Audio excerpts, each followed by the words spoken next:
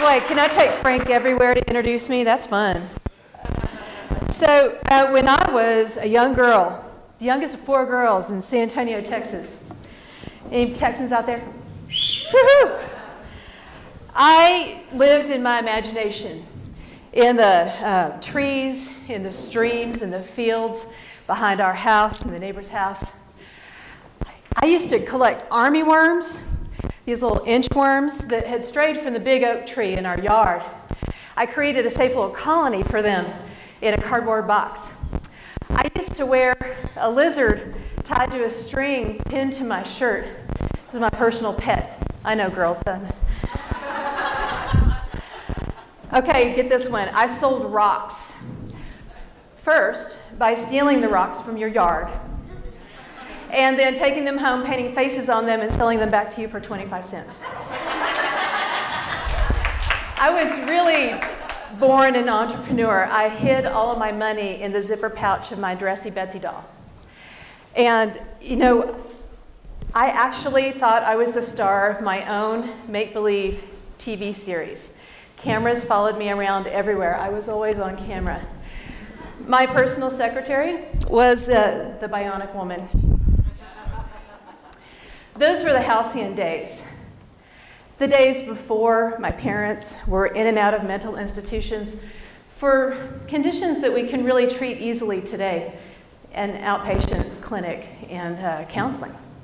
Those are the days before my alcoholic mother took my army worm colony and ran over it with a car because she just didn't want me to do it. The days before there were PTSD services for veterans that could save my dad from a lifetime addiction to alcohol after World War II. By the time I was 12, the Bionic Woman had left me for another job. We had left the house with the giant oak trees and moved into a trailer park near the border of Mexico. I had to trade my lizard for iguanas and javelinas, which didn't fit conveniently on a string around my neck. Have you ever seen those things? And I also didn't have anyone to sell my rocks to, so I spent my days really hitting tennis balls against the backboard because I didn't have that many friends in this retirement community. I was the youngest of 4 girls, and my parents were older than I am now.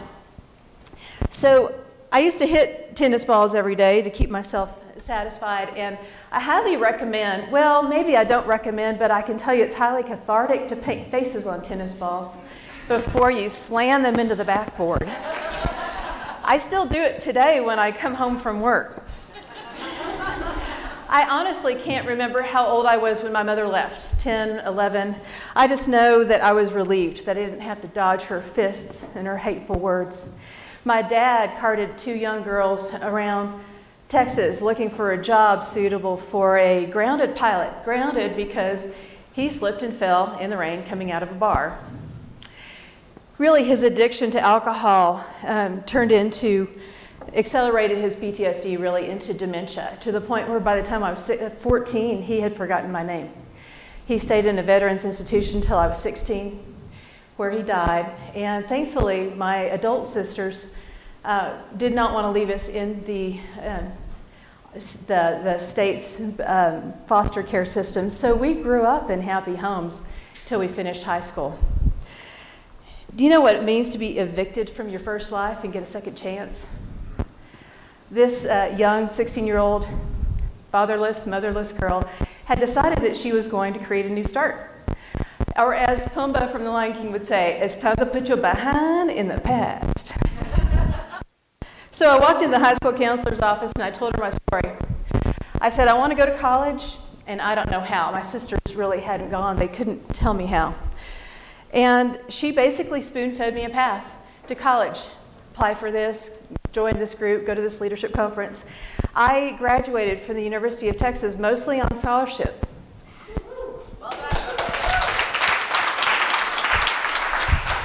But mostly on scholarship, thanks to the coaching of a woman in high school whose name I can't even remember.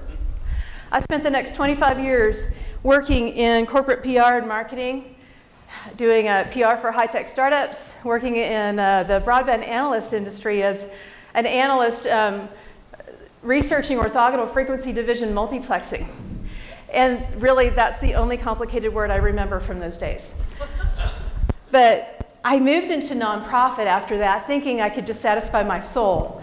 And I basically realized after 7 years in nonprofit that I was not going to make my life calling in that place. I didn't even know who I was. I had gone from that opportunity-seeking entrepreneur to a survivalist. And that's when I realized that my call in life is basically to help women like me who don't have a path and who are disconnected and don't even know who they are, to design a path and find people, connect with people, to catalyze something much greater, much bigger than you can ever ask or imagine.